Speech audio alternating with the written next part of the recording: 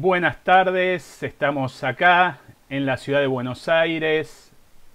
¿Me ven a mí? ¿Me escuchan? Sí. ¿Me están escuchando? Sí. Bueno, perfecto. Bienvenidos a esta actividad, a esta segunda entrevista de verano. Como somos judíos y no somos simples, somos complicados, es entre-vistas para tener distintas miradas sobre los temas que vamos a trabajar. La vez pasada estuvimos con Pablo Feibel Levitón, un viajero por el mundo, un topo por el mundo. Fue una charla súper interesante y hoy estamos junto a Pablo Marchetti o Marchetti, como quieran. Tuvimos una discusión el año pasado cuando hablamos por Instagram, que fue nuestro debut en Instagram, cuando hicimos en Instagram Live en Limud. Decimos, los judíos éramos los de los apellidos complicados, pero él también, ¿no? Porque los italianos también. En realidad, algunos le dicen Marchetti y otro Marchetti. Así que sentite cómodo, te vamos a decir Pablo para no caer en ningún error, Pablito. ¿Está? Pablo es artista. Vamos a hablar primero de la cortina, porque tenemos algunos amigos comunes en esta cortina que pusimos. Para el verano elegimos lindos pasos dobles judíos, unos share, unos bailes así potentes judíos para levantar el ánimo en estos tiempos de coronavirus. Un día lluvioso y con humedad en Buenos Aires. Hemos escuchado al trío Linetsky, de quien vos conocés a alguno de los Linetsky, ¿no? Sí. Lo conozco a los tres en realidad, pero bueno, sí.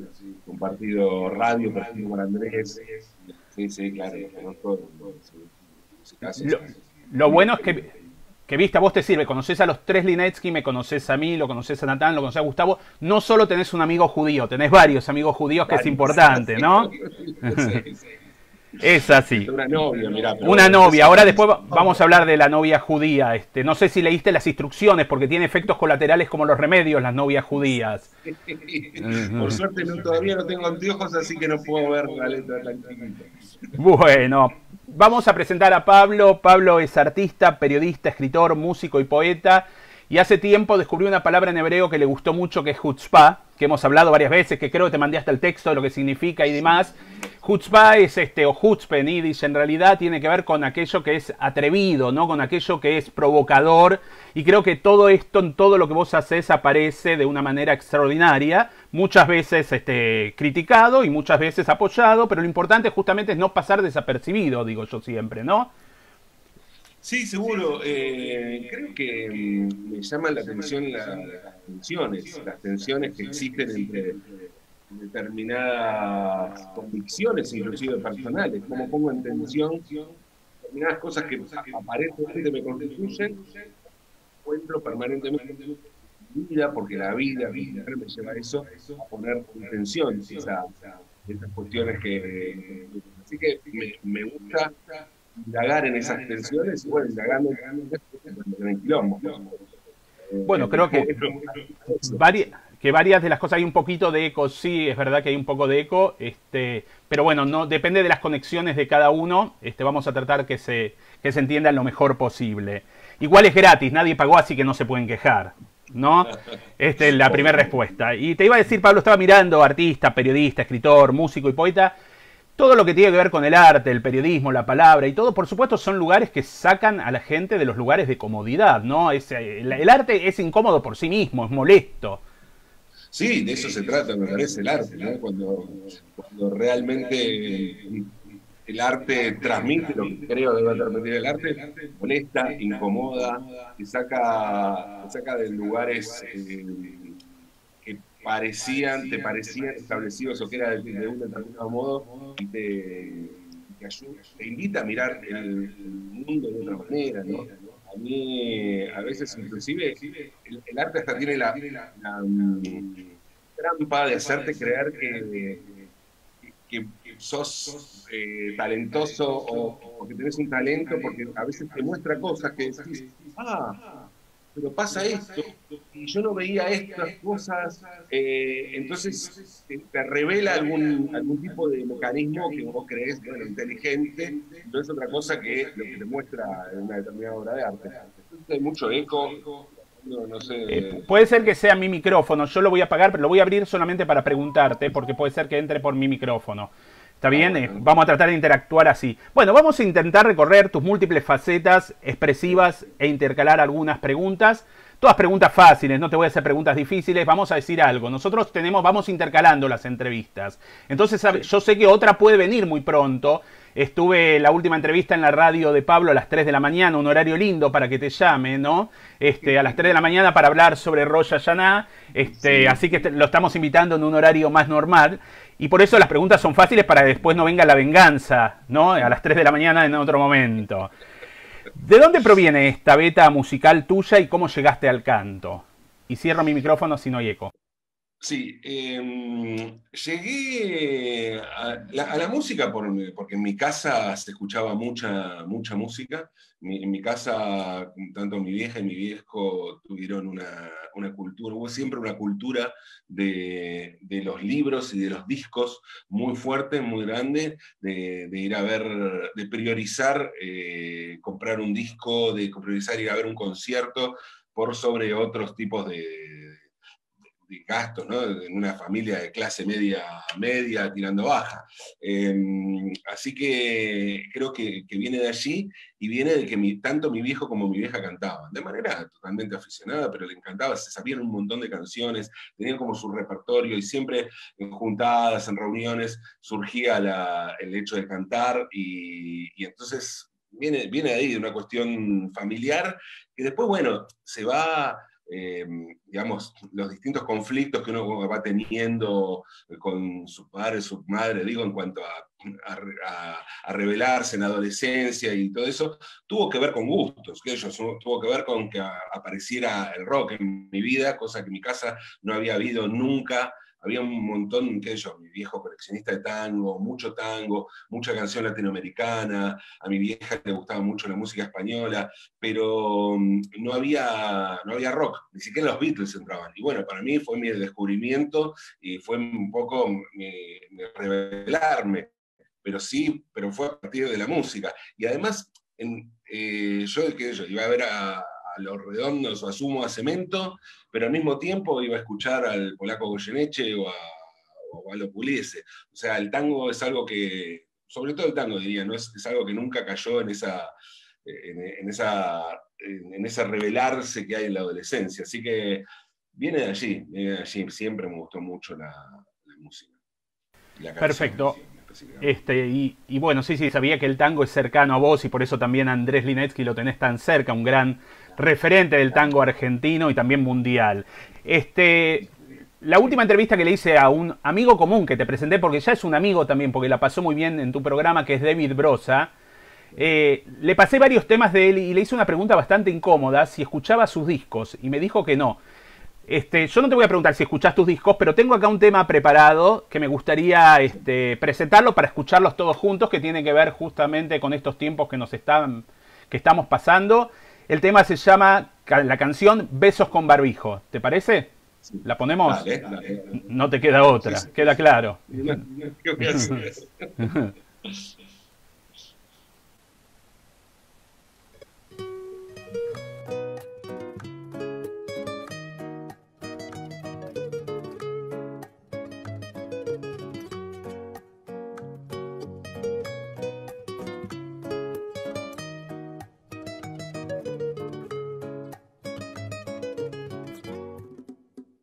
De este amor puro, antiséptico y tan fiel, solo quedan las heridas en un mar de alcohol en gel. Me contagié de tu sonrisa y me perdí, y viralicé tus besos, me interné de frenesí. Hoy llego enfermo hasta tus brazos, hoy te imploro, te suplico una razón. Y no aguanto, pero marcho, solitario a cuarentena. Venía bien puro candor, dedicado, apasionado nuestro amor. Porque comí el roedor, porque nadie me lo dijo. Que este amor se hizo viral y que el mundo nos arroja sobre el mal. No me puedo con tus besos con barbijo.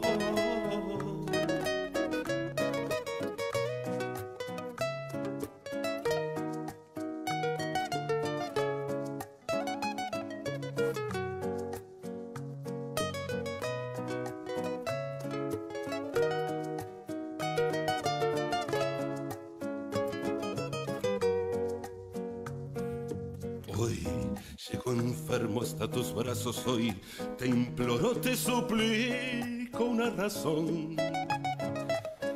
Y no aguanto, pero marcho, solitario a cuarentena.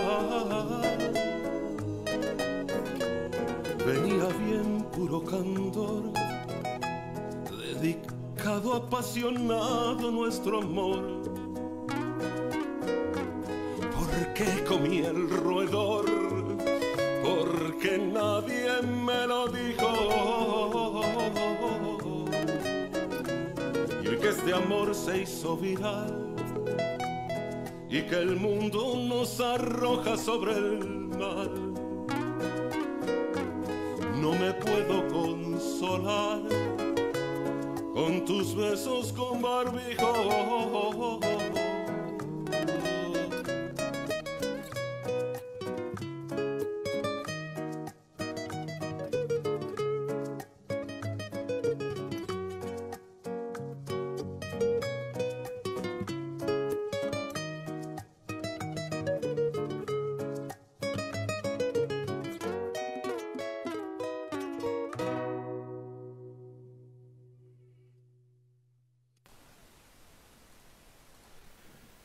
Bueno, estamos lo más parecido a la radio. ¿Te das cuenta el guiño que te hice, no? Sí. El guiño de poner un tema, esto poner un tema en la mitad de una entrevista es re radial. Me puse los auriculares también por el tema del eco que teníamos. Espero que se resuelva. Estamos a todos, pues me escribió una madre judía, gracias por mejorar el eco y todo, y viste, te trabajan la culpa, y entonces me fui corriendo, busqué los auriculares, estamos preparados para toda contingencia.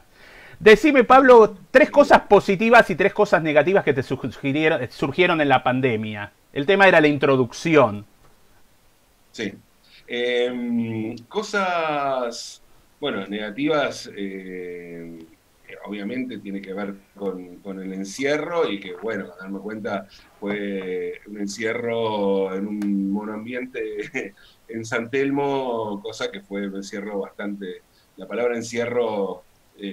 tiene una magnitud que no tiene el espacio en donde estuve encerrado, ¿no? Sí. Y eso fue complicado.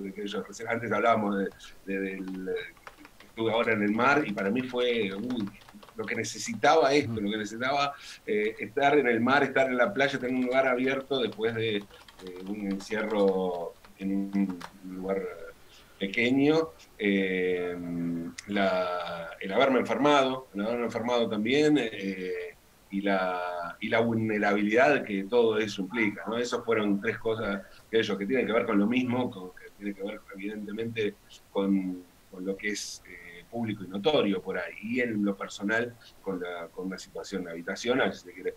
Pero lo positivo, o sea, vemos varias cosas también positivas. O sea, esta canción es producto de este encierro y de habernos puesto con varios amigos con los que trabajé, entre ellos Juan Krinkiewicz, o Krinkiewicz, no sé cómo se pronuncia, también tenemos ahí un tema de pronunciación, pero mi gran amigo y compadre musical, con quienes estoy componiendo canciones, un año muy productivo de componer canciones, y encontrar allí también un tema que abordarlo, para abordar de muchas maneras, ¿no? Una manera obviamente ridícula, irónica, satírica, como este bolero de recién, y eso fue productivo. Me parece que el hacer radio en esta madrugada, en esta trasnoche, como decías antes, ¿no? De 2 a 5 de la mañana estoy haciendo radio todos los días, y primero el hecho de hacerla presencial, de ir todos los días, de poder salir e ir a la radio, eso también descomprimió un poco el encierro, y además, curiosamente, hubo algo que tuvo que ver con el insomnio, ¿no? De un montón de gente, entonces el programa tuvo una repercusión enorme, y y al mismo tiempo darme cuenta que era, o sea, tuve como una agenda, salí totalmente de una agenda informativa, una agenda periodística, cosa que hace mucho que no hacía, salvo en las canciones, en el arte, pero en un medio de comunicación algo tan salido de la agenda cotidiana. Me di cuenta que fue también una forma de hablar de esta pandemia, ¿no? Y de hablar de esta situación de encierro. Salir de lo cotidiano. Paradójicamente fue como una declaración de principio, decir, bueno, están todo el mundo estamos 21 horas por día dando datos sobre contagios y esas cosas. Bueno, mi decisión es no dar ese tipo de información. Pero adrede, ¿no? Como una declaración de principio, si se quiere, y hablando de otras cosas. Y eso fue absolutamente positivo. Tomar el lado creativo, independientemente de las angustias y todas las cuestiones que generó este momento, ¿no? Es así, Sí, interesante lo que decís, salir de la agenda cotidiana. Creo que todos salimos de la agenda cotidiana. Vamos a hacer una aclaración nada más porque hay muchos que están viendo de a dos. Beso con barbijo, no, distancia social. Beso a lo lejos, no, codo, puño, pero no beso, por favor, porque después te acusan de apología del coronavirus. No, claro, no. No me armes lío. No falta, ahora que me acusan de apología del contagio, ¿viste? Ya, claro, por eso, sí, sí, sí. Un tigre acá con tantas manchas que... Claro, acá si vas a ver los nombres, no voy a preguntar vacuna rusa sí o no, porque ganamos por mayoría, ¿no? Es así. Gustavo, ¿andás por ahí? ¿Te querés sumar? Acá estoy. Pablo, querido, ¿cómo estás? ¿Qué haces, Gustavo? ¿Cómo andás? Bien, con Pablo nos conocemos desde hace más de 30 años, que estudiamos periodismo juntos, de la vieja época, que ya nos hacías reír en aquellas épocas, así que viene de siempre esto, tu sagacidad, tu humor, tu picardía. Y quería preguntarte, bueno, unos años después, fuiste, bueno, el fundador de la revista Barcelona, ¿no? ¿Qué significó para vos la revista Barcelona? Barcelona fue haber llevado adelante un proyecto que me parece que era algo que estaba como dando vueltas, era una situación de época. Había algo en la época de reírnos del periodismo, justamente, Gustavo, que nosotros aprendimos lo que era la volanta, el título copete, la pirámide invertida, todo aquello que aprendimos juntos hace mucho tiempo. Había un momento, de repente nos dimos cuenta que el periodismo se había transformado en su propia sátira y que todo aquello que nos habían enseñado se estaba reproduciendo de manera ridícula y en los medios de comunicación, ¿no? Entonces hubo una necesidad de salir a decir, che, pero esto es cualquier cosa, nos quieren imponer como que así se cuentan las noticias y nos están contando cualquier cosa. Entonces, y me parece que hubo una cuestión de época, no quiero decir que Barcelona fue, me parece que hay muchos signos así de época, de distintas publicaciones que tomaron esto. Lo que hicimos en Barcelona fue sistematizarlo y hacerlo seriamente, justamente la joda esta, la sátira, tomarlo, ¿no?, de una manera totalmente seria. Entonces parodiar hasta la última cosa, los epígrafes, ¿viste? Hacer volanta, título y copete y hacer la pirámide invertida, pero ridícula, hacer todo eso, llevarlo a una sofisticación, si se quiere, y una minuciosidad que bueno, que no estaba, nadie lo había hecho. Me parece que tiene que ver con eso. Estaba dando vueltas el espíritu de Barcelona, y para mí en lo personal significó salir de ser un periodista que hacía, no sé, que cubría cuestiones culturales sobre todo, pero bueno, a transformarme en alguien que, bueno, que puede meter otro tipo de el humor, la sátira, una impronta más personal, cruzar esta cosa medio deforme que tengo a veces, a veces o siempre, de hacer periodismo y que no necesariamente tiene que ver con la sátira, no siempre tiene que ver con la sátira. De hecho estoy haciendo unas crónicas en Nueva Acción que me encantan, que tienen que ver con los viajes a las colonias judías y no tienen nada que ver con la sátira. Se mezclan, obviamente, porque aparte me parece alucinante cuando aparece el humor como rasgo distintivo de un pueblo, ¿no? Que a mí me me parece increíble conocer a Hugo Arkusin y que me haga la guía por el cementerio judío de Basavilbaso, y el tipo es un personaje que es un gaucho judío, es una especie de una mezcla de Norman Ehrlich con la andricina, ¿entendés? Una cosa alucinante. Y todo eso se mezcla, pero que no vas solo en una dirección, ¿entendés? Puedo hacer cosas que me emocionen más, cosas que me interpreten de otra manera. Me sentí más libre. Creo que lo que me dio Barcelona es mayor libertad. Vamos. Aludías recién a estas crónicas que estás haciendo fantásticas para Nueva Acción. Nombraste la de Basavilbaso. También hiciste una sobre Ingeniero Sájarov o la capilla, ¿no? Claro. Entre Ríos, de donde es mi padre, digamos, y ahí contaste una historia de la mezcla de los judíos y los negros, ¿no? Claro. Es muy, muy interesante, ¿no? Que me gustaría un poco que también nos traigas acá para aquellos que no hayan podido leer esa fantástica nota, ¿no? Lo dejamos para un poquito más adelante, ¿querés, Gustavo? Porque hay algunas fotos para compartir después, ¿o no? Así digo, volvemos un poco al tema de Barcelona. Ahí estoy dejando las notas de Pablo, pueden hacer clic y guardarlas después para verlas. Del periódico Nueva Sion, las estoy dejando en vivo. Aquellos que tengan preguntas o comentarios me avisan. Ahí está Cristina Ponce, que es una entrerriana. Si es, pueden escribirnos de dónde nos están escuchando. Hay gente también conectada a Israel y a Ir, que son es la 1 de la mañana ahora en Israel y te está escuchando, nos está escuchando. Es el tema de la pandemia y la trasnoche. Ya la gente de Sadán no duerme bien, queda claro. No es que somos súper interesantes ni nada, ¿no? De hecho, la revista Barcelona, está también Natán, que se conectó ahora. Después a lo mejor lo sumamos a Natán si quiere sumarse en alguna oportunidad. Cuando nos conocimos, yo le conté a Pablo que era admirador de la revista Barcelona, una revista muy interesante con todo lo que contabas recién y todo lo que Gustavo contaba recién. Y yo me acerqué y le dije, nosotros vamos a hacer una revista que va a ser la Barcelona judía, que se va a llamar Tel Aviv. Y Pablo se mató de risa como ahora porque dijo, ¿sabes cuánta gente se debe acercar cada vez que me ve que va a ser una revista parecida? Y nosotros se la mandamos, y Pablo era un gran lector de nuestra revista, nosotros le mandamos gratis la Tel Aviv, poníamos publicidad a veces en Barcelona de algunos proyectos que hacíamos para jóvenes, pero nunca recibimos una revista gratis, o sea que en esto... No, era terrible, terrible. No nos mandaban ni la que pusimos el aviso y nosotros mandamos todo a Barcelona la revista gratis, ¿no? Qué desastre, qué desastre. Sí, es que, bueno, nada, cualquier cosa que diga sobre el respecto del amarrete que éramos, puede ser tomado como...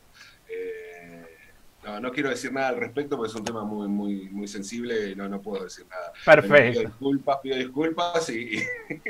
No, genial. Una solución, pero aparte tenía la bajada porque era Tel Aviv, decía, ¿no? Era, sí, correcto. Yo había pensado que era Tel Aviv, una solución iraní para el problema de los judíos, o sea, haciendo alusión a la bajada de Barcelona, que era una solución europea para el problema de los argentinos, que a su vez hacía alusión a la bajada de Clarín, ¿no?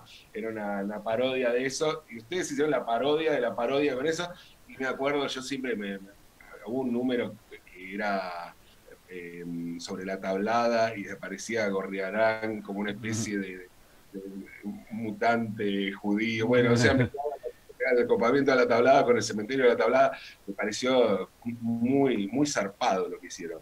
Y además de la sorpresa de que hicieron, pensé que era una joda. Y nosotros era una joda a conciencia, como fue Barcelona. Así que, bueno. Era así, para nosotros era muy importante, digamos, tomar el modelo de Barcelona para llegar a los jóvenes con un lenguaje distinto. Justo era la época que se luchaba en quién iba a ser enterrado en el cementerio de Tablada, si judío por conversión, judío. Y bueno, nos pareció interesante poder hacer un poco de humor con esto. También fuimos criticados, porque dentro de la comunidad también recibimos críticas. Obviamente No, mira, yo en esa época el ringtone que tenía en mi celular era El Padrino.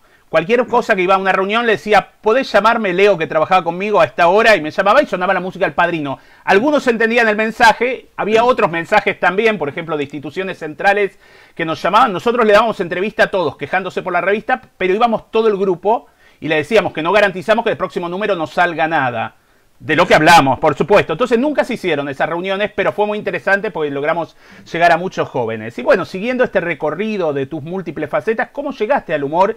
Y más especialmente al humor satírico, si así lo podemos definir. Gustavo habló un poco que te conoce hace 30 años, o sea que se conoce más o menos de los 5 o 6 años, y ya en esa época lo hacías reír.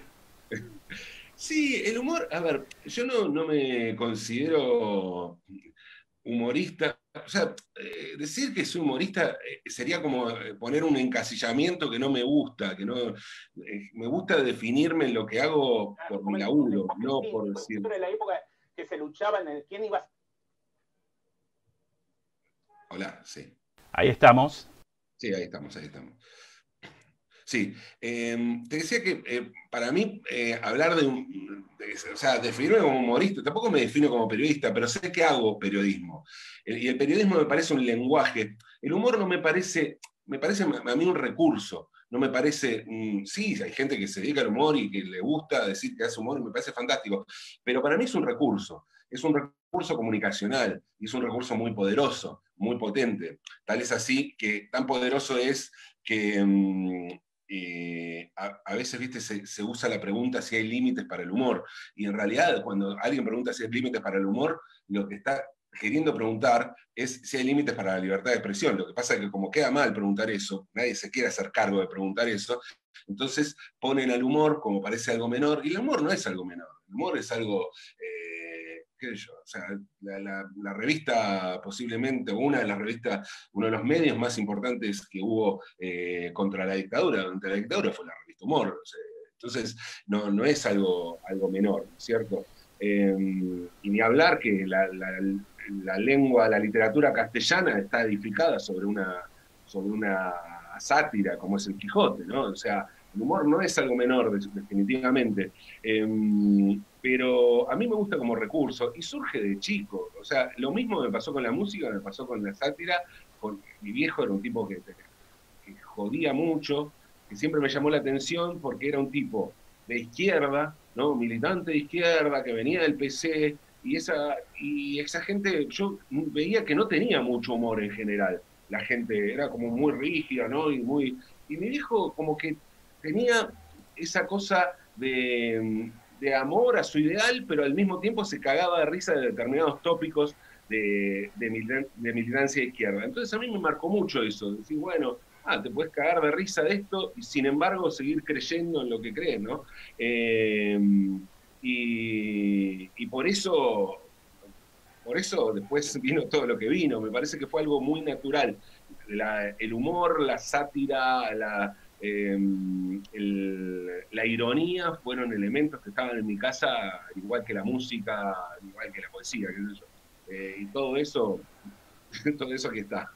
Es muy judío también lo que estás contando, digamos, esto del humor, digamos, el segundo patriarca se llama Itzhak, en hebreo viene de tzhok, que es risa.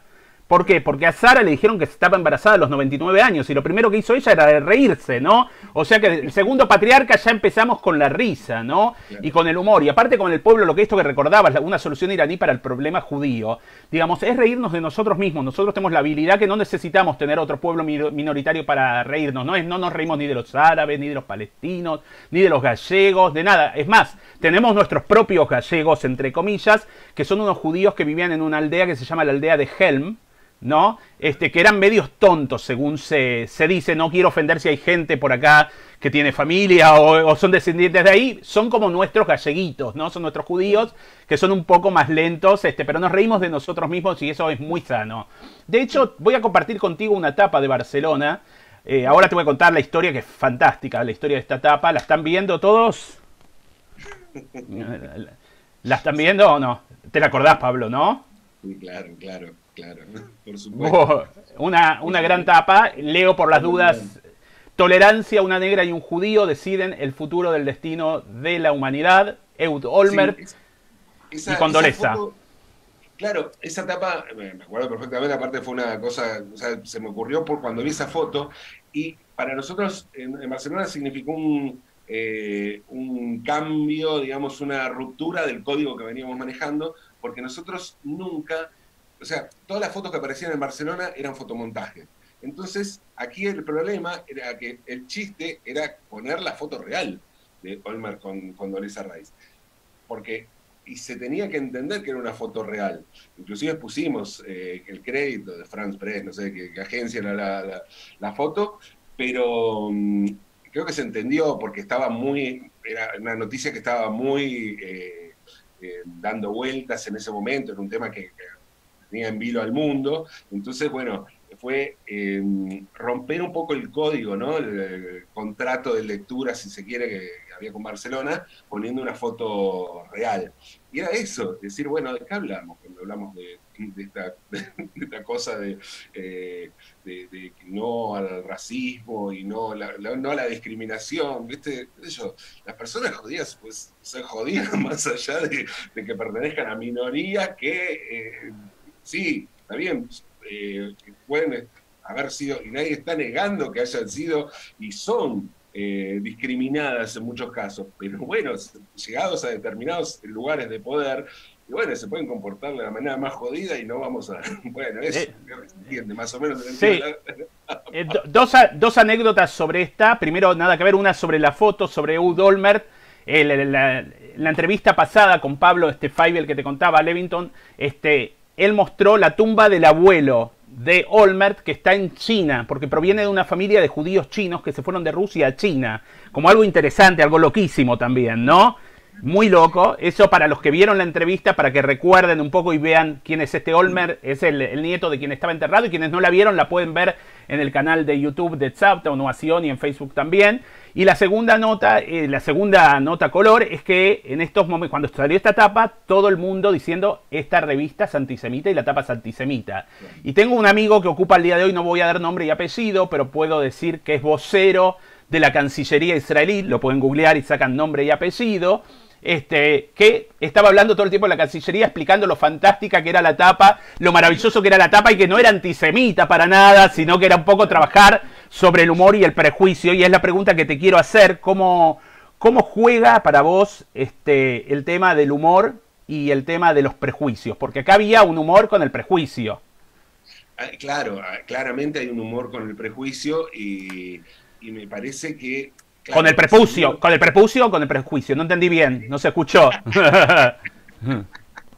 Un humor con el prepucio y con el prejuicio, sí, Pero no, creo que siempre hay un contexto para absolutamente todo. Si vos sacás una cosa de contexto, podés acusar a cualquier persona, y más en este momento, a cualquier persona de lo que sea. Y acá lo que pasó con esta etapa, además, es que circuló mucho, justamente por tener esta cosa de que fuera de contexto funcionaba. O sea, si yo veo eso, es lógico también que si alguien ve eso fuera de contexto, pueda pensar que es una publicación antisemita. Entiendo la lógica y la sensibilidad también que hay al respecto. Eso lo entiendo. Lo que pasa es que esta etapa, incluso estamos hablando en épocas de pre-redes sociales, pero sí circuló mucho en el mundo, y a nosotros nos llegaron, tuvimos récord de mensajes que recibimos, pero eran toda gente de afuera que nos puteaba y nos decía, son antisemitas, son de puta, no sé qué. Claro, no sabían de qué se trataba, no sabían cuál era el contexto. Entonces, pero bueno, si uno tiene que estar pendiente de ese contexto y explicar permanentemente ese contexto, y bueno, te paralizás y no haces nada.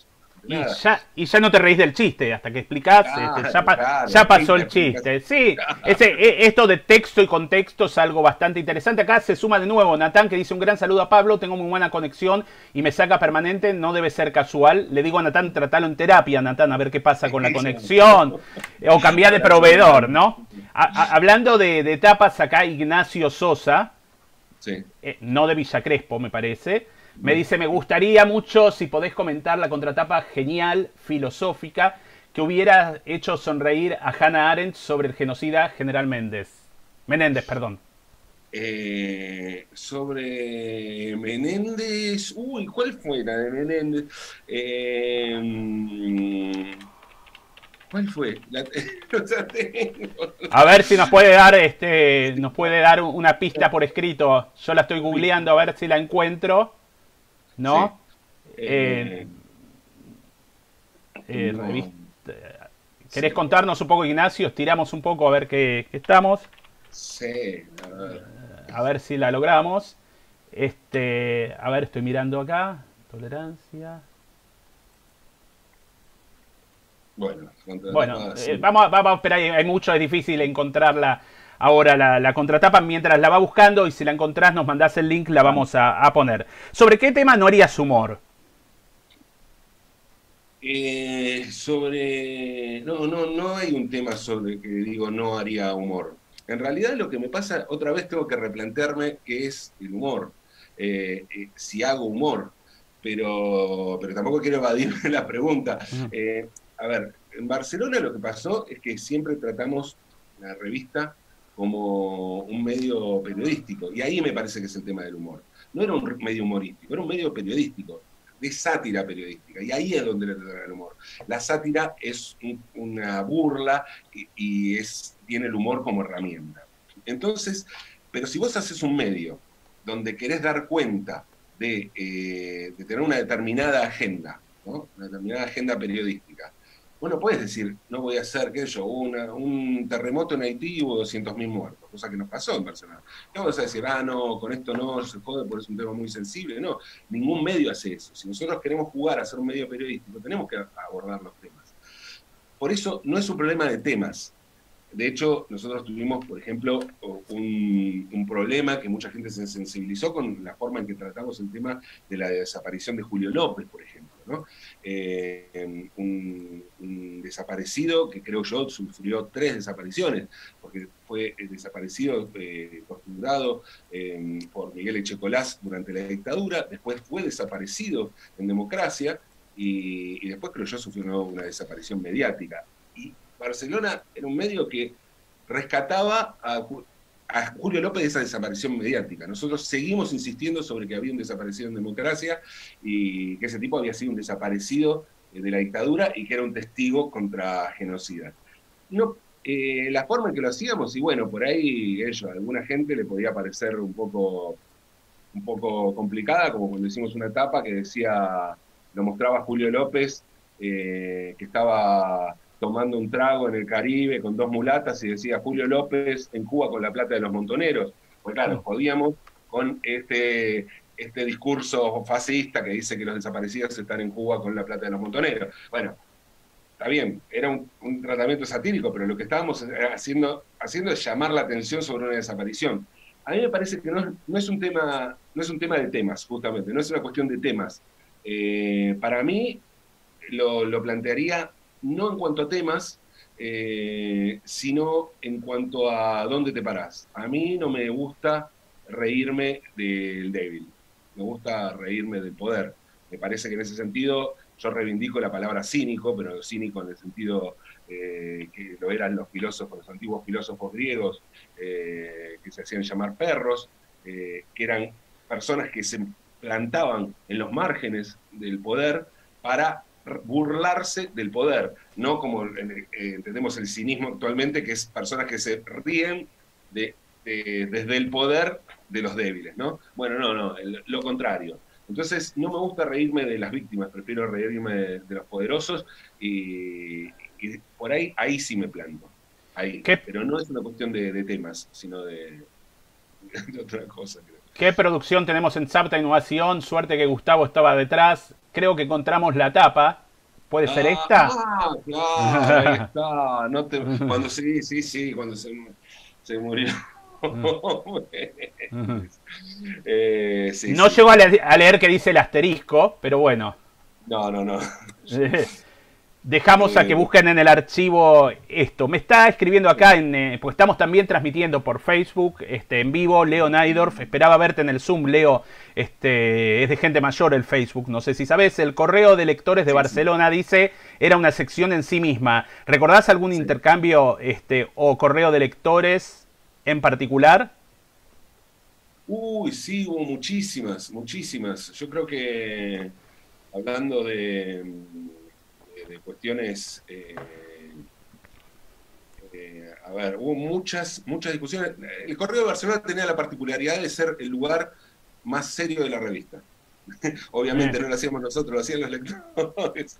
O nosotros, en todo caso, yo respondí hasta que yo dirigí Barcelona, respondí todos los correos de lectores, y me gustaba justamente generar eso, pero hacía oficiaba como de moderador de un debate, ¿no es cierto?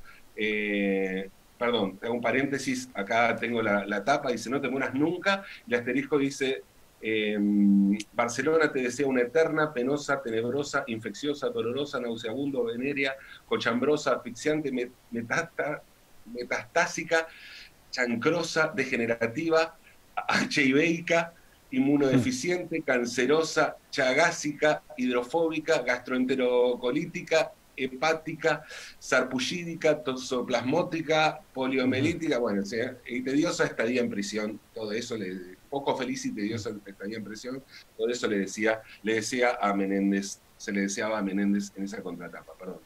No, buenísimo, muchísimas gracias, para así también la gente sabía que dice el asterisco. Sí, creo yo que hubo, por ejemplo, recuerdo, hablando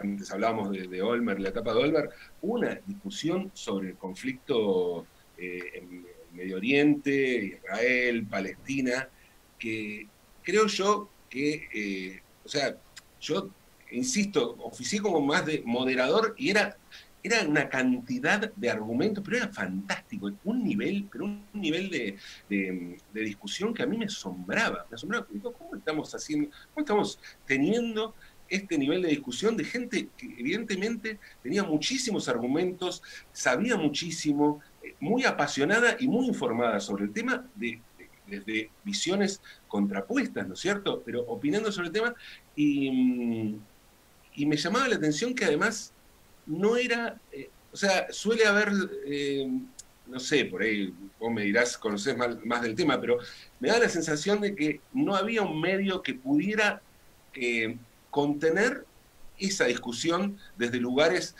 tan distintos. Por en general, viste, se tiende a ir a nichos y bueno, los que están de un lado se ponen de un lado, y acá se daba de una manera que aparte no terminaba nunca, y era increíble, y a mí me apasionaba realmente que esto se estuviera discutiendo aquí, y ahí me di cuenta también el lugar un poco donde nos parábamos nosotros, de poder contener todas esas voces y esas distintas perspectivas. Eso, como digo, que estábamos hablando un poco de eso, me acuerdo que fue un tema muy fuerte, pero y que se discutió muchísimo, pero tenía un tono distinto del resto de la revista, y era como, me parece que de alguna manera los lectores también necesitaban tener otra cuestión además de lo satírico, y se expresaba allí, dándole la voz a ellos y llevando adelante y fomentando este tipo de debate.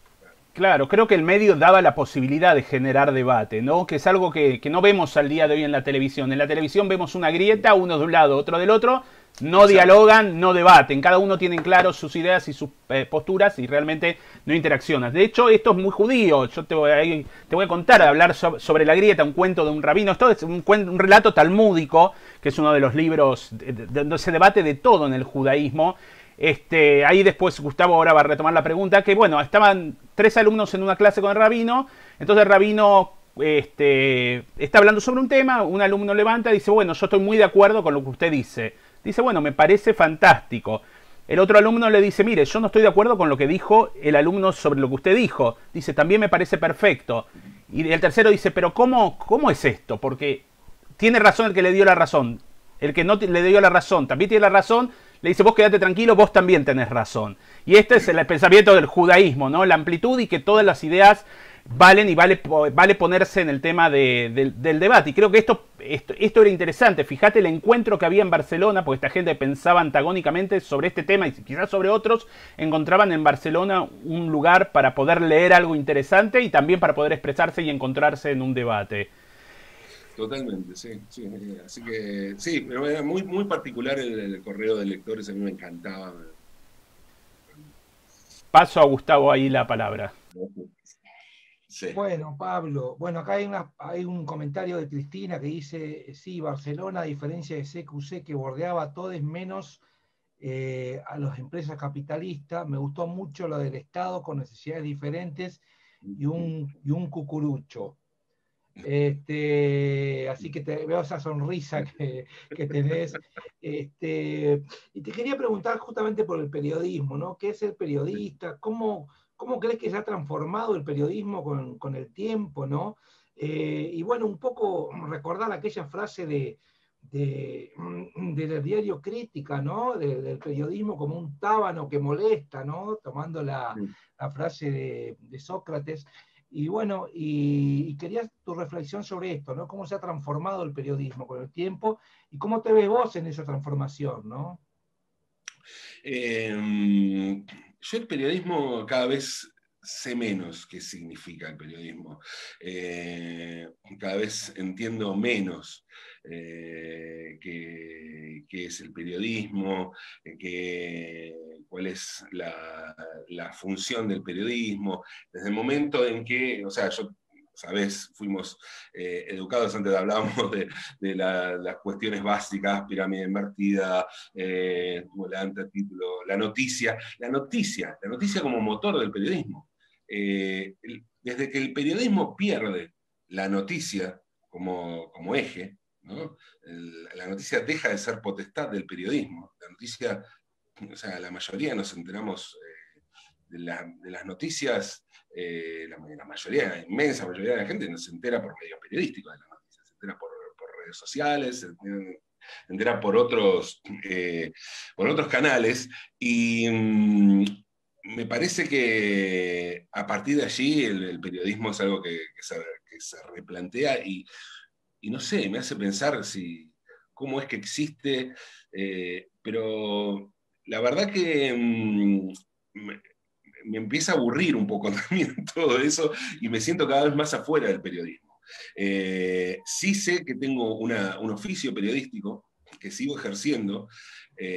A mí me apasiona, me siguen apasionando dos cosas que tengo de oficio periodístico. O sea, la noticia, lo que es, nunca fui muy fan del periodismo de investigación y me parece que es algo cada vez más tenido por operaciones y por cosas y además más vaciada, porque es algo que necesita mucho tiempo y mucha guita, y por ende mucha guita, y es algo que las empresas periodísticas no están dispuestas a invertir, si es que existe todavía esa cosa llamada empresa periodística. Y a mí lo que me interesa básicamente del periodismo es la crónica y la entrevista. Son dos cosas que sí me siguen apasionando, pero son dos cosas que al mismo tiempo están teñidas por otro montón de cosas personales que tienen que ver con lo literario, que tienen que ver con, bueno, cosas a las que el periodismo se ha abierto, pero por ahí es el territorio más literario del periodismo y me parece como una buena respuesta a todo este quilombo que significa hoy preguntarnos qué es el periodismo. Insisto, en un momento en el que el periodismo perdió lo que nos enseñaron que era su bastión, que era la noticia. Es así, acá. ¿Querés leer, Gustavo, lo de Mariano? Sí, un gran amigo también. Mariano Skolnik, gran amigo, integrante de la mesa de redacción del diario. Dice, una de las cosas más geniales de Barcelona fue Clase Media Recargada, de nuestro amigo Sergio Langer, que también es integrante de la mesa del diario, y su evolución más descarnada en Mamá Pierri. Sergio se comió acusaciones de autoodio absurdas, digamos. Sí, claro, sí.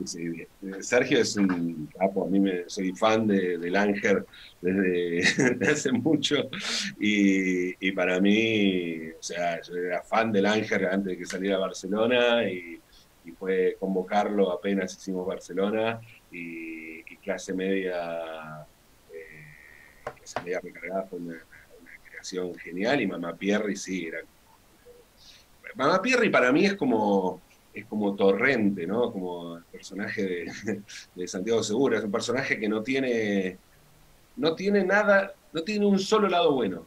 O sea, no tiene nada ni una... ¿Viste? A veces los personajes siempre los personajes tienen complejidades y tienen contradicciones. Mamá Pierri no tiene ninguna, es todo malo, que es muy difícil hacer un personaje así. O sea, muchas veces se reivindica la cosa de que los personajes tengan varias facetas y que tengan un determinado volumen y que eso los hace más complejos. A mí me parece que es muy complejo crear un personaje tan nauseabundo, tan fascista, tan jodido como Mamá Pierri. Además, bueno, traer un poco la referencia a Pierri, ¿no? Que fue el que dijo alguna vez, usó judío piojoso como un insulto, y ponerle ese nombre. No, Sergio es un capo, lo admiro mucho. Y el libro Judíos, Sergio Langer, es una maravilla.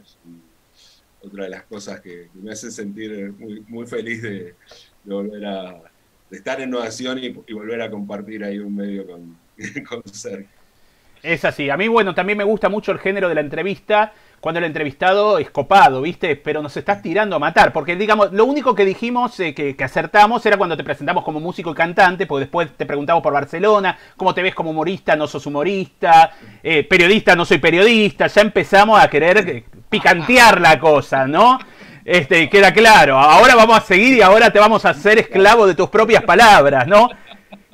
Primero te pregunto, ¿te sentís escritor o no? Porque hay 3 libros tuyos que tengo acá que publicaste, ¿no? ¿Te sentís escritor o no?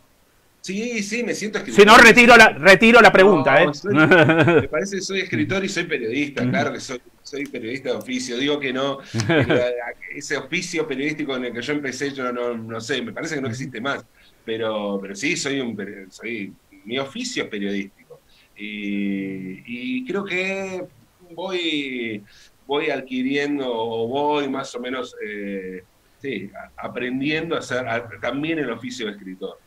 Y el tema del humor, no hay nada más divertido que la propia realidad, que es más absurda que cualquier otra cosa. Por eso, al ser periodista ya tenés que ser humorista. Sí, por supuesto, no. A ver, yo el humor, no me voy a hacer el boludo con esto, no hago humor, claro que hago humor, estoy jodiendo, hinchando las pelotas o los ovarios o lo que fuera, todo el tiempo. Te doy la palabra justa, y te voy a los Batesing. Sí. ¿Está? Que son las pelotas. Así vas aprendiendo. Vos tenés que ir tomando Yo voy a toma nota. De hecho, bueno, vos tenés 3 libros publicados. Uno es El amor, que es sobre poesía. El otro, Puto el que lee. Un diccionario de insultos, injurias e improperios. Y por último, Pensamientos incómodos. Ahora me gustaría si podés hablar de los 3, pero te voy a dar algunas cosas. ¿Viste? Recién dije Batesing, ¿no? Sí. Y te puedo decir Tujes, que seguramente la conoces. Sí, claro. Mirá qué buen marketing que tenemos los judíos, porque esas palabras no se consideran malas palabras. Yo digo Tujes, fui a comer, me rompieron el Tujes, se ríe la gente, ¿no? Es interesante cómo acá en la Argentina también, entre los judíos primero está, pero también como es una palabra cedida al vocabulario cotidiano y cómo en lo cotidiano también se les aparece esta palabra, ¿no? Un gran aporte de Tato Bores y de... Correcto. Me parece, ¿no? La palabra Tujes, que se haya popularizado de esa manera. Inclusive Capusotto, a Saborío le gusta mucho usar la palabra Tujes, justamente para no ir con la violencia, digo, no, decir culo no es violento, pero digo, a veces por ahí te saca un poco de eje y te lleva a mirar la palabra y no lo que querés decir. Entonces, el Tujes tiene esa amabilidad de no entrar en las malas palabras, digamos, podía decir Tato Bores en televisión, y sin embargo, bueno, estamos hablando de eso y un gran aporte, sin duda. En cuanto a los libros, bueno, en realidad, tengo El amor es un libro de poesía dedicado obviamente al amor. Es un libro de poemas de amor, y fue también para mí lo que significó ese libro es salir si bien yo había publicado ya otros libros de poesía de manera autogestiva, con una editorial que se llamaba Antilibros, que teníamos con alguna gente de Barcelona, había publicado 3 libros antes de poesía, siempre me gustó la poesía, escribo poesía. Ahora voy a sacar en marzo, va a salir por Milena Caselora un libro nuevo mío de poesía que se llama Rincón. Pero el amor lo que significó fue que era como raro que yo sacara un libro de poemas de amor, justamente porque parecía que tenía que sacar un libro más en joda o lo que fuera, y a mí me parecía que también en una época donde la incorrección política se transformó en industria, se transformó donde Twitter hizo que solo podamos, parecía que solo podíamos comunicarnos a través de la incorrección política a raíz de la chicana y de todas esas cosas. hacia sacar un libro de poemas de amor era mucho más disruptivo que hacer algo políticamente incorrecto, ¿no? Era mucho más ir contra la corriente un libro de poemas de amor. Más allá de que, bueno, escribí un libro de poemas de amor, pero me pareció un poco eso.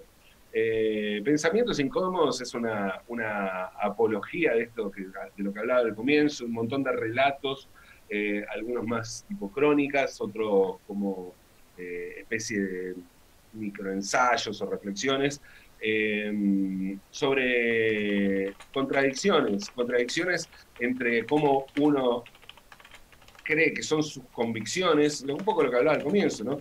Uno cree que son sus convicciones y después la realidad te impulsa a una determinada forma de vida colectiva que requiere de otras mañas y otros comportamientos que un poco se contradicen con lo que son o lo que crees que son tus convicciones, ¿no? En esa tensión navega ese libro.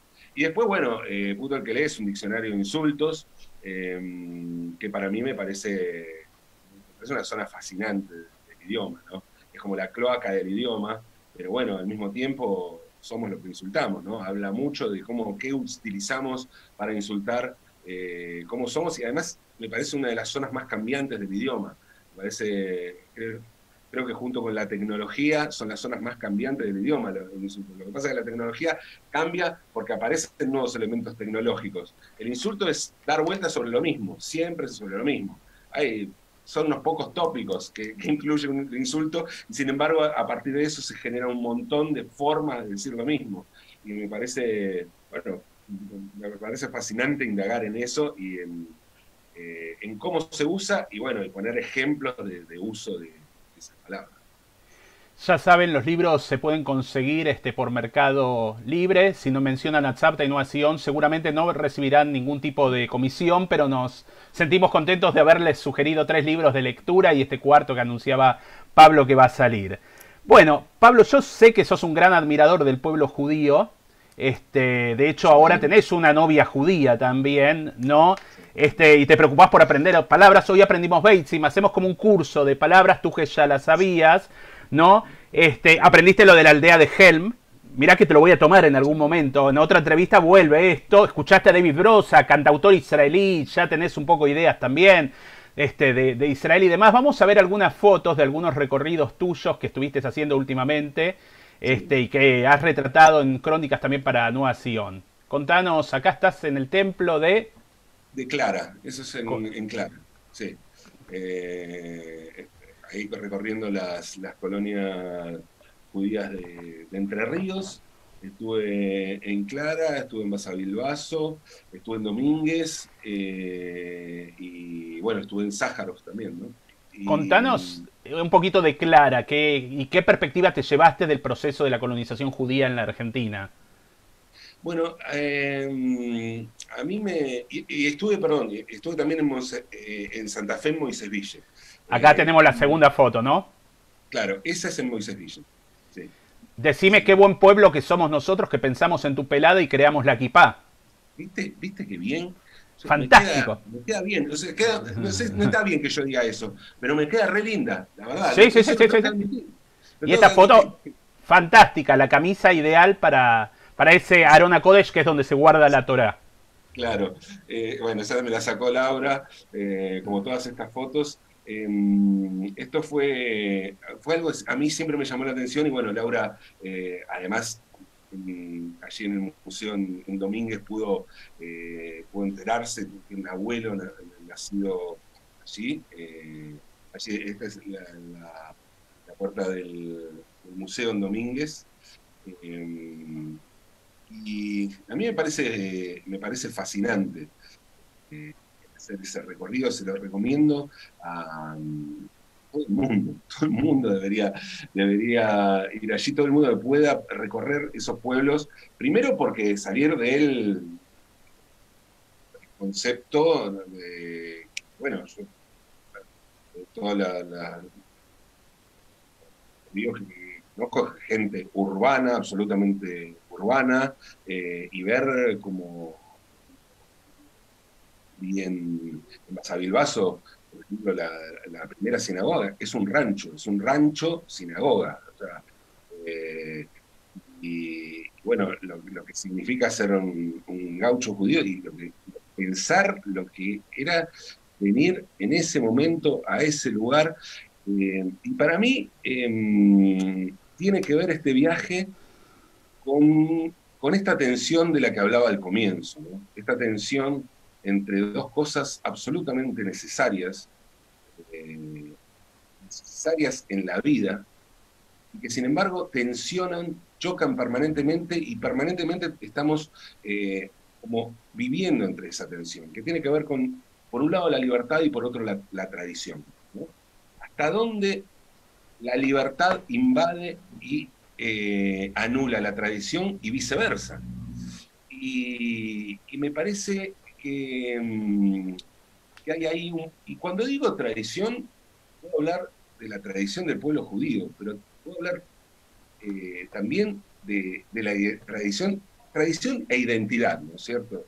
Tradición como identidad, de la identidad de ser argentino. ¿Qué significa ser argentino? ¿No? Eso es ser argentino.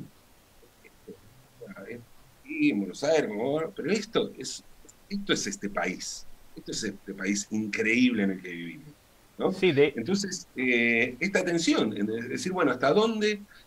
Si me baso mucho en las tradiciones, pierdo una determinada libertad, pero pero está bien perder libertad, no es mejor que la tradición se refresque y se mantenga viva a partir de la incorporación de la libertad. Pero por otro lado, si pienso en la libertad total y digo no de tradición, y no porque somos identidad, necesitamos esa identidad, eso se ve en todo, en absolutamente todo. Se puede hablar de las tradiciones de un pueblo, pero se puede pensar también, antes se hablaba de la música, en un género musical, en un género, qué sé yo, en un género cinematográfico. Si yo quiero hacer un western, y bueno, en algún momento voy a tener que poner un vaquero con unas pistolas, porque si pongo un yuppie de Wall Street, y bueno, eso no va a ser un western. Y por más, puedo decir, no, porque es la libertad total. También, pero la libertad total no tiene identidad. O sea, no necesita la identidad y la necesitamos. Necesitamos esa identidad. Necesitamos esa identidad y necesitamos esa libertad. Entonces, lo que veo allí es esa tensión. Me fascina esto de encontrar un pueblo que tiene, esto lo hablamos, pero no me canso de decirlo, ¿no? El humor como identidad. El humor como identidad. Eso a mí me parece maravilloso, esto de lo que hablabas vos antes, ¿no? Esto de no necesitar que otros se rían por vos, porque vos ya te reís de vos mismo. Eso, el reírse de uno mismo, ¿no? Y que eso sea una forma de identidad. Esa es una forma de identidad que está asociada a la libertad. A entender que las tradiciones son algo son cosas cambiantes, no son cosas, porque si no es una tradición muerta. Las tradiciones vivas necesitan de esa libertad y de ir cambiando.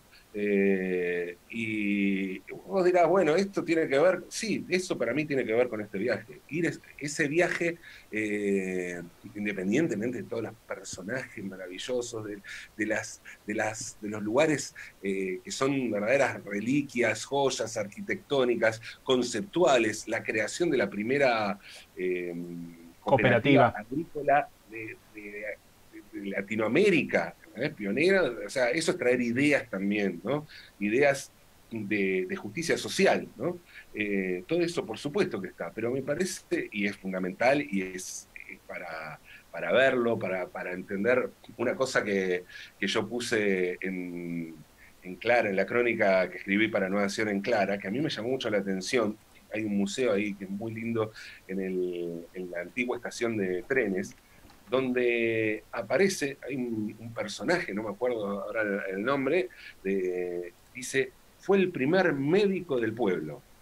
Y más chico después te enterás, está la lista está aparte, pero más chica, como una cosa menor, los intendentes del pueblo. Y resulta que este tipo, que era el primer médico del pueblo, había sido el primer intendente, pero lo que se prioriza allí es que fue el primer médico. O sea, priorizar el primer médico por sobre el primer intendente es también un rasgo de identidad de un pueblo que a mí me interesa, ¿no? Es como el humor. Que Es se así. priorice eso, a mí me interesa ese pueblo que prioriza eso. Y bueno, eso es lo que encontré en ese viaje, y a mí eso es lo que me fascina. Sí, háganlo, viajen por allí porque está buenísimo. Cuando se pueda vamos a organizar a lo mejor desde Tzarte Nueva Sion, así hacemos un recorrido por esos lugares. Acá Cristina nos dice que son muy pintorescas esas localidades, y en Clara tuvimos la primera intendenta mujer. Es interesante, Clara se llama la colonia, se llama Clara Vélez, en realidad por Clara Belz, por el pueblo de Belz, claro, pero fue mal traducido. Y los personajes que nos encontramos, el primer personaje que estamos viendo recién en la foto, vuelvo a la foto para ver, es el Museo de Domínguez, es el que está en el medio, es el director del museo y guía en Domingo, que se llama Chuja, Osvaldo Quiroga, un personaje. Él cuenta siempre cuando recibe a los grupos, él le gusta encontrarse en la estación de tren, y les cuenta que ahí su abuelo iba a recibir a los primeros judíos que llegaban, inmigrantes, y les iba a mostrar el campo donde iban a ir a trabajar y les enseñaba los primeros oficios. Y él al día de hoy está llevando a sus bisnietos a que conozcan los campos de donde eran sus abuelos. Entonces ya ahí ya te derretís, la primera historia. Después, bueno, podemos hablar, yo tengo por contrato que mencionar Basavilbaso, donde hace más de 30 años soy Hassan, te queda claro, viste mi foto ahí, el dibujo me hizo Sergio Langer, de ahí me mandaste fotos, ¿no? Queda... Sí, le digo a la gente que está viendo, escuchando, que todo esto, bueno, con Quique, como contábamos, nos conocemos hace años, a raíz de esta charla, cuando me contó de Tel Aviv, pero todo esto, retomamos este contacto cuando yo entro a la sede de AMI allí en Basavilbaso y veo que hay un dibujo de Langer donde dice Quique Grinberg, el Frank Sinatra de Basavilbaso. Y yo digo, no puedo creer, le saqué una foto y te la mandé. Así es. No puedo creer que estás en Basavilbaso, me dijiste, no puedo creer que estás. Y ahí, bueno, aquí estamos. Basavilbaso tiene grandes personajes y personalidades. Habrás probado los knishes de Marta, ¿no? También son recomendables, la parte gastronómica no está atrás. Y bueno, por supuesto, también ahí a Hugo Arcusin, un personaje que te hizo el recorrido doble del cementerio con los parecidos también, ¿no? Claro, ese es el recorrido VIP. Vamos a seguir con algunas fotos más para compartir, así la gente tiene un poquito también la visión del recorrido que hiciste. Y este lugar lo tengo que poner por contrato con Gustavo, en realidad, porque el papá de Gustavo, a quien conocí, nació ahí en Ingeniero Sájarov. Sí. Lo más interesante también es un lugar que reivindica esto que vos decías, los judíos venían perseguidos de Europa y realmente se sintieron por los pogroms en Rusia, y realmente se sintieron muy bien, y creo que el interior es un ejemplo de coexistencia entre las distintas religiones y procedencias, ¿no? Y esta cooperación que se dio, los judíos trajeron el tema de la educación, el tema de los médicos, no eran solamente para la comunidad, sino que era abierta a todas las demás personas. De hecho, las escuelas, la gran mayoría de escuelas judías que funcionaron en la zona de las colonias, al día de hoy son las escuelas rurales que son del gobierno de la provincia de Entre Ríos. Contanos un poco la impresión. Y otra cosa decía, lo más importante es que en la calle principal, en Basavilbaso y en varias de las ciudades, vamos a ver que el edificio más importante no es la iglesia y es el templo. Ahí nos sentimos locales. Contanos de Ingeniero Sájarov.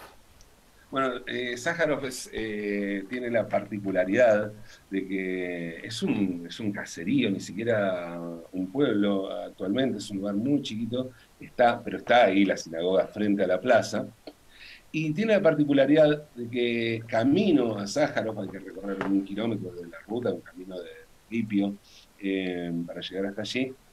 Hay un cementerio, se llama el Cementerio de Manecos, que es un cementerio de esclavos afrodescendientes que habían llegado desde el Brasil, así como después llegaron los judíos huyendo de los pogroms en Rusia.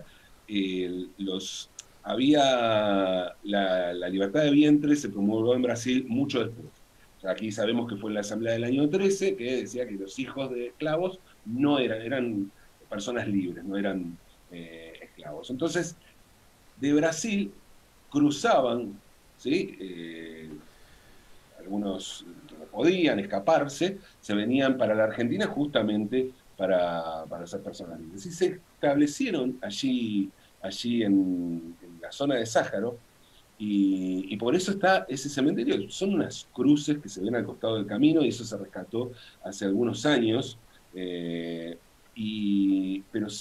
hay testimonios de cómo vivieron, ¿no? Esto parece como como la tapa de Barcelona, ¿no? Negros y Sí, judíos. sí, sí, negros y Pero, judíos se encuentran en Entre Ríos.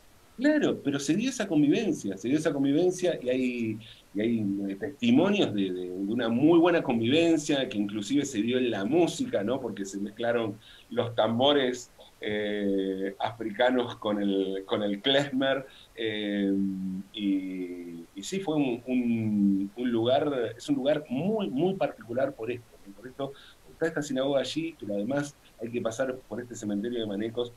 Son pocos los rastros que quedan, pero es fascinante esta historia y entender también, otra vez, ¿no?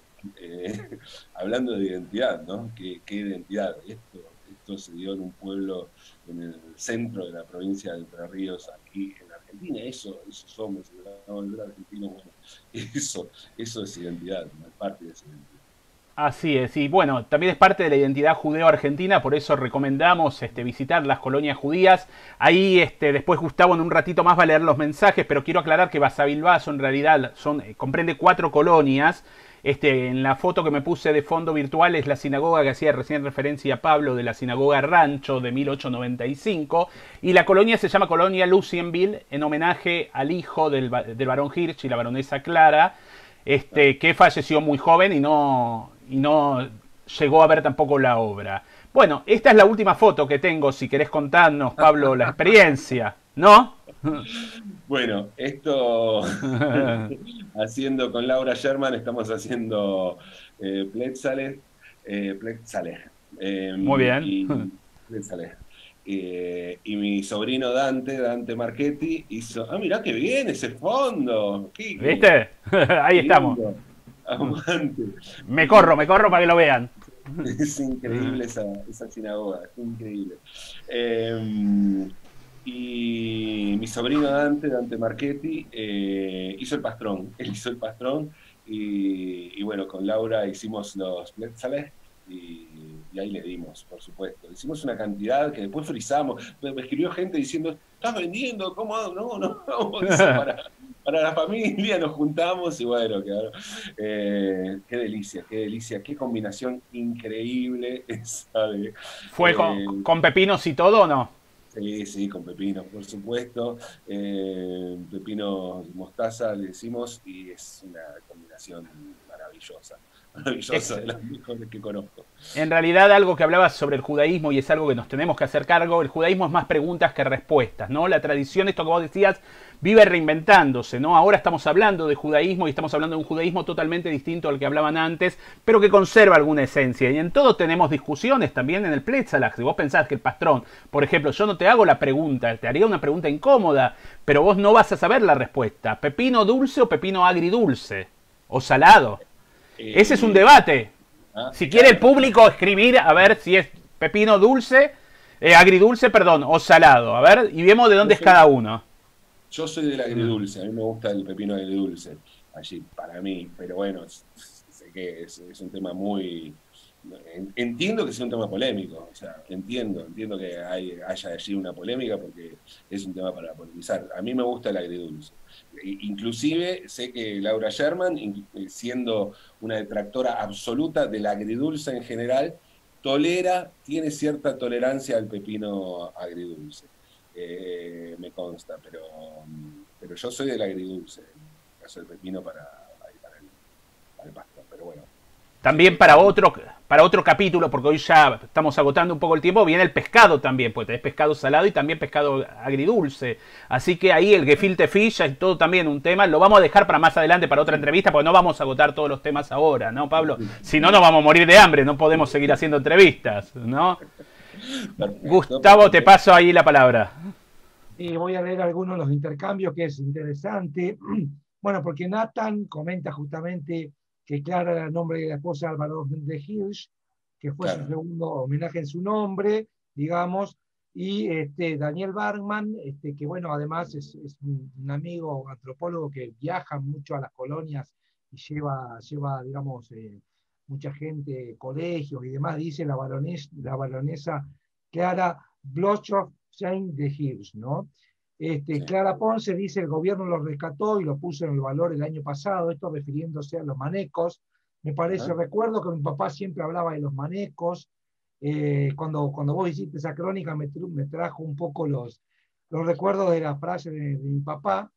Dice, no sé pasar fotos por acá, pero sugiero que busquen imágenes en Yaer.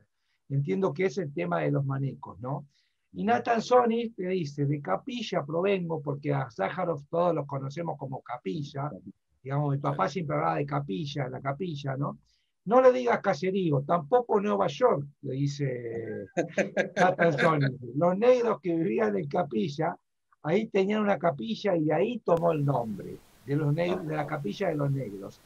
Como apodo, el verdadero era Sájarov, que era administrador de la Jewish, ¿no? Que la Jewish Colonization Association, que era la organización que precisamente financió la llegada de los judíos a la Argentina, ¿no? Cristina Ponce dice en el Museo de Ciencias Naturales, Antonio Serrano, eso es alguno de los comentarios. Adolfo Gorskin dice, lindo reportaje, para los que nacimos en una de las colonias nos regocijan estos programas, que nos rescatan. Adolfo Gorskin, Museo Judío de Concordia.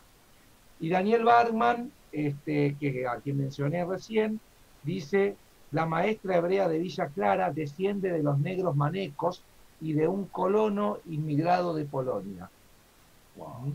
En alguna fiesta de los tambores y el klezmer pasó eso, sí, queda claro. Sí, imagino. Tenemos mucha riqueza y mucho intercambio acá, el aporte también de muchos de los descendientes o parte de la cultura de la colonia, ¿no? Sí, fascinante ese lugar.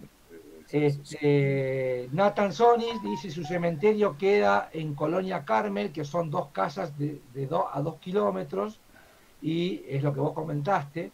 Y Daniel Bergman dice, según una de las versiones de Máximo Yagubski, la capilla era un templo católico que quedó dentro de la colonia y se transformó en sinagoga. Por eso a su padre, Hassan, lo llamaban el cura Froike. Gracias, Daniel, por ilustrarnos. Y por traernos el recuerdo también de una gran persona que tuve el placer de conocer, que es Máximo Yagubski, un intelectual judío muy, muy interesante, que su último tiempo estuvo en el Templo de Libertad y teníamos el honor de recibirlo en Ramá, en Yom Kippur, el Día del Perdón, que leía la Haftará de Yoná, y un gran traductor del hebreo a un idioma parecido al español, porque tenía un español tan antiguo y tan elevado que si lo lees en español necesitas un traductor esos libros, ¿no? En algún momento te voy a pasar porque es fantástico. Tenemos ahí el último mensaje, Gustavo, ¿querés leerlo? De Mónica. Sí, Mónica, hay un mensaje, ¿no? Que dice que el presentador, al decir que no es de Villa Crespo, con ironía, dice que lo incomodó. y luego... Dice Mónica Frenkel, dice, mi padre se llamaba Enrique Hirsch, el segundo nombre en homenaje al barón de Hirsch. Era de la colonia de Carlos Casares. Bien, sí. En Domínguez también está la sinagoga frente a la plaza, ¿no? Correcto.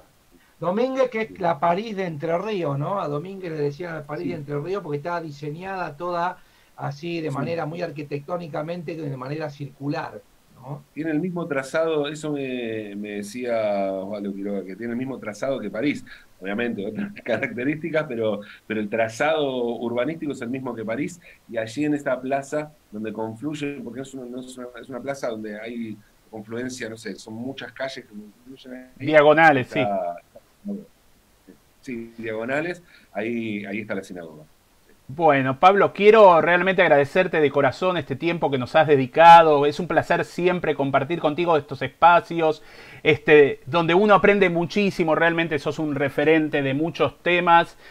Sobre todo esto que vos tenés, ahí también los Marchetti quizás tuvieron en algún lugar, con algo del klezmer, esta chutzpah que tenés de provocar, y creo que más que el pueblo judío no creo que haya provocado, ¿no? Tenemos a Jesús, tenemos a Moisés, monoteísmo, tenemos a Freud, psicólogo, tenemos a Marx, tenemos a Einstein, tenemos provocadores de todos lados, ¿no? Y eso es algo interesante porque también la libertad de pensamiento, esto que vos decías, por más que los judíos no tenían la libertad física, muchas veces sí tenían la libertad del pensamiento. Y eso es interesante. Los peores momentos que vivió el pueblo judío, justo el día de ayer recordamos el 76 aniversario de la liberación del campo de concentración y exterminio de Auschwitz. Los judíos, hasta en el campo de concentración, tenían humor. Hicieron humor, escribían poesías, dieron a luz, compartieron un pan. Y el humor y esta vida, el vivir libre, aunque es estando encerrados, es un ejemplo que tiene que iluminar nuestras vidas, creo. Y justamente tiene que ver por ser un pueblo que tiene la chutzpá, que en las peores condiciones siempre trata de sacar lo mejor. Quique, para mí un placer, como siempre, enorme charlar con vos, charlar con Gustavo. A mí me hace muy bien, me enriquece mucho, me llena de alegría, de conocer. Tengo que estudiar igual ahora, porque ya me estás tirando una data siempre con palabras nuevas, pero me encanta, me identifica mucho eso. Y sí, claro, que la tradición y la libertad sean una misma cosa y vayan y convivan más allá de la tensión aparente que nos quieren hacer pensar que existe entre estas dos cosas. Necesitamos identidad y necesitamos libertad y bueno, que sea esa libertad, esa tomarnos, ¿no?, las cosas no muy en serio o no de forma solemne, que sea también ese ejercicio de libertad parte de la identidad y parte de las tradiciones que nos hacen bien. Así que un placer enorme, como siempre, y seguiremos charlando, por supuesto. Sí, por supuesto, en nombre de Tzavta y de Nueva Sion, darte las gracias. La semana que viene vamos a tener una entrevista a Ana Arias, trabajadora social, una persona muy interesante y muy querida también para mí. Los invitamos a las 19:30, estamos haciendo todos los jueves este ciclo, antes de la cena, o sea, tenemos que terminar antes de las 9, ¿viste? Acá 3 minutos más ya se nos fueron todos a comer, pero lo puede ver la gente también por YouTube, por Facebook de Nueva Sion y Tzavta. Aquellos que no lo vieron, recomienden las charlas porque a nosotros nos interesa llegar con estos reportajes que estamos haciendo, con estas entrevistas de verano a mucha gente, porque como dijo Pablo recién, nos enriquecemos entre todos, con los comentarios que hicieron ustedes en el chat, con los expositores o las personalidades que entrevistamos y también con lo que hacemos en conjunto, ¿no?, en estos momentos. Así que bueno, podernos pronto, Pablo, abrazar en persona, tomar un café junto a Gustavo. Gustavo invita, eso quédate tranquilo, no hay ningún problema. Entonces sí. Entonces vamos. Sí, porque ya pensé que... O te cocinás con la Laura unos pletzalag. Para mí es el pepino salado, pero no quería abrir polémica, ¿eh? La grieta. Ahí está la grieta de la que hablamos. Así que bueno, para todos, muchísimas gracias. Cuídense, mucha salud. Pueden escucharlo a Pablo. Pasá el chivo del programa. De lunes a viernes, de 2 a 5 de la madrugada, en AM 750, si lo miden en noches es de domingo a jueves en realidad, y después los viernes a la noche, de viernes ahora de 10 a 12 de la noche, estoy en Radio Ciudad en la 11. Así que bueno, a escucharlo y a dejar mensajes, decirle yo te escuché en el reportaje de Nueva Sion y de Tzavta. Está bueno, muchísimas. Se puede escuchar bien en Israel, ya es tempranito, allá ya se levantan y pueden escucharlo. Agradecer también la participación y el interés del público. Y bueno, nos vemos el próximo jueves a las 19:30 entrevistando en este verano a Ana Arias. Muchas gracias a todos.